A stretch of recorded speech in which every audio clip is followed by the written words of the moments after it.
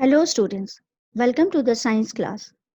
I, Seema Chauhan of Jagna Public School, Lucknow, going to explain the chapter Nutrition in Plants of class 7.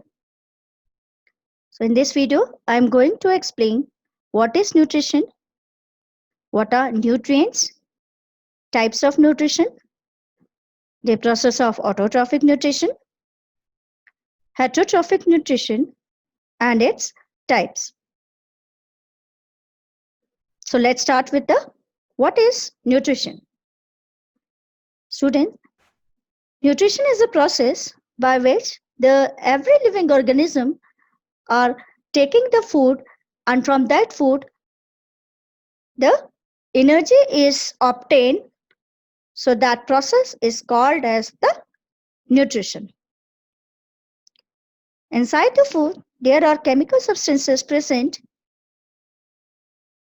which are helping in the growth of a body. So that kind of chemical substances are called as the nutrients. For example, proteins, carbohydrates, minerals, fats, vitamins, etc. Students, you must have studied these nutrients in the earlier classes. So let's start with the types of nutrition. Basically, there are two types of nutrition, that is the autotrophic nutrition and the heterotrophic nutrition. In autotrophic nutrition, if we break the word, it will split up into two words, that is the autos means the self, trophos means the food. So in this kind of nutrition, the living organisms like the plants require the simple and organic substances to make the food with the help of process called the photosynthesis. So we all can call the green plants as the autotrophs. Heterotrophic nutrition. If we break this word, heteros means others, trophic means the food.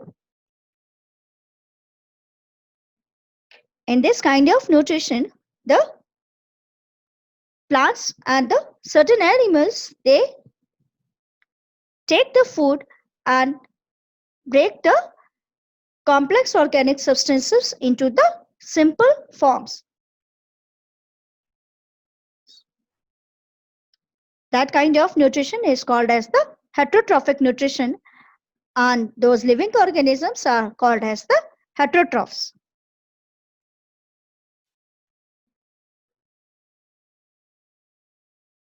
Now let's discuss the autotrophic nutrition in the plants. Students, you must have studied the process of photosynthesis in the earlier classes. So in this process, the plant is making the food with the help of the carbon dioxide, which it obtains from the air and the water from the soil, and form the food, that is the starch, and liberate the oxygen and the water vapor into the air. This photosynthesis takes place in the presence of two major things, that is the sunlight and the chlorophyll.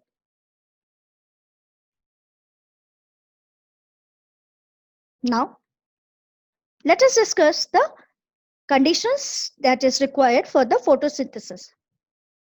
Basically, the four conditions are there which are very much essential for the photosynthesis is the sunlight, chlorophyll, carbon dioxide, and the water. So in absence of any of these conditions, the photosynthesis process cannot take place. Now, there must be a question in your mind that where does this photosynthesis takes place? Students, the photosynthesis takes place in the chloroplasts which are found in the leaves of the plants. So just because of this reason only, the leaves are also called as the kitchen of the plant. Why we call the kitchen of the plant? Just because at your home also your mama is cooking the food in the kitchen In the similar way, the plant is also cooking the food in the chloroplast. In the leaves, there are certain green pigments present called as the chlorophyll, and this chlorophyll is trapping the solar energy, and this solar energy is later on converted into the chemical energy to form the food in form of the carbohydrates. And for this photosynthesis, the two basic ingredients, that is the carbon dioxide and water, it requires. So if we study the structure of the leaf under the microscope, you will see this leaf, it consists of two protective layers, that is the upper epidermis and the lower epidermis you are seeing here in the figure. And this epidermis region, we are seeing certain cells called as the stomata cells, and these stomata cells are playing a major role in the exchange of gases as well as in the photosynthesis. Students, inside this leaf structure, you are seeing the mesophyll tissue, and in this mesophyll tissue, there is a green dotted like structure is observed here, that is called as the chloroplast. So this chloroplast is not only the performing the photosynthesis, but it also stores the food for the plant.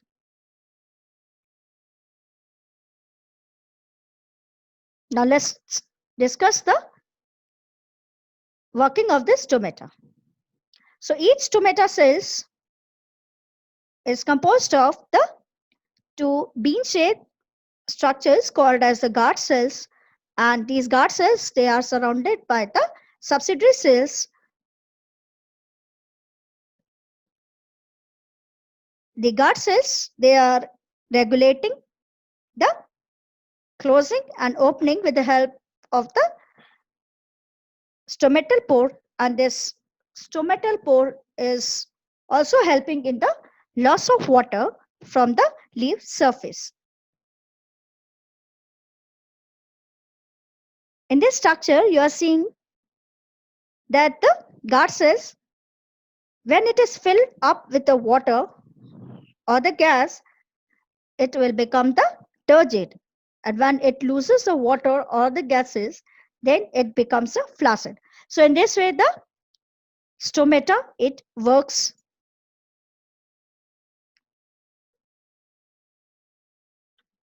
Now, how you will show that the starch is formed in the green leaf? For that, you need to perform an activity, that is the take a green leaf during the daytime and you boil it for 5 to 10 minutes and place it in a alcohol.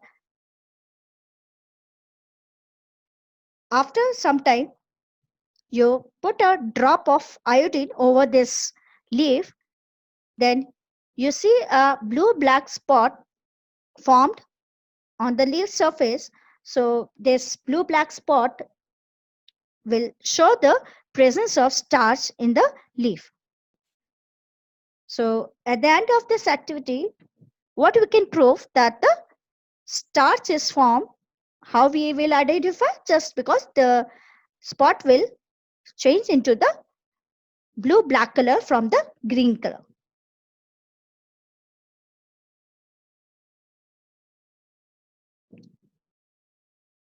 So the second type of the nutrition is the heterotrophic nutrition. I have discussed what is the heterotrophic nutrition in the earlier slide. So let's start with the types of heterotrophic nutrition. Basically, 5 types of heterotrophic nutrition are there. That is holozoic nutrition, parasitic nutrition, saprotrophic nutrition, symbiotic nutrition, and the insectivorous nutrition. So we'll study these kinds of nutrition in detail. So let's start with the holozoic nutrition. In this type of heterotrophic nutrition, there are certain living organisms which takes the complex food substances and convert them into the simpler form. So this kind of nutrition is called as the holozoic nutrition, and you will see this kind holozoic nutrition in the amoeba animals, and certain plants. The next type of heterotrophic nutrition is the parasitic nutrition. So in this type, there are certain living organisms which are not able to make their food. So they acquire the food from the other living organism or the host. So those kinds of the living organisms are called as the parasites. For example, the Cuscuta plant, the tapeworm, leech, ascaris, etc. So in this kind of nutrition, the two living organisms, one is benefiting and other is harming. So let's move to the next type of nutrition, that is the saprotrophic nutrition. In this type of nutrition, the living organism, they are taking the food from the dead and decaying matter, and these kind of living organisms are called as the saprotrophs, and the nutrition is the saprotrophic nutrition. These saprotrophs are playing a major role in the keeping the environment clean. How? By just recycling the nutrient back into the ecosystem. So example like the fungi, bacteria, etc. Symbiotic nutrition. So in this type of the heterotrophic nutrition, the two living organisms possess the interrelationship and show a close association, thereby benefiting each other. So this kind of nutrition is called as the symbiotic nutrition. And the living organisms which shows the symbiotic nutrition are called as the symbionts. For example, the lichens. So lichens is showing the symbiotic association between the algae and the fungi.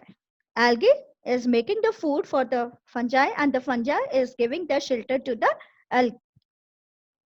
In the similar way, the other symbionts are the rhizobium bacteria. The rhizobium bacteria, it lives inside the root nodules of the leguminous plants, and the leguminous plants are giving shelter to the rhizobium bacteria, and in return the rhizobium bacteria, it fixes the atmospheric nitrogen gas and convert into the soluble form of the salts in the soil. So thereby this rhizobium bacteria, it reclaims the nitrogen content in the soil. The next type of nutrition is the insectivorous nutrition. So there are certain plants which are not able to make their food. So they derive the nutrients from the insects or certain animals. So that kind of nutrition is called as the insectivorous nutrition, and the plants are called as the insectivorous plants. So for example, here the insectivorous plants are the Drosera, Pinus flytrap, and the pitcher plant. You are seeing here the figure of these insectivorous plants.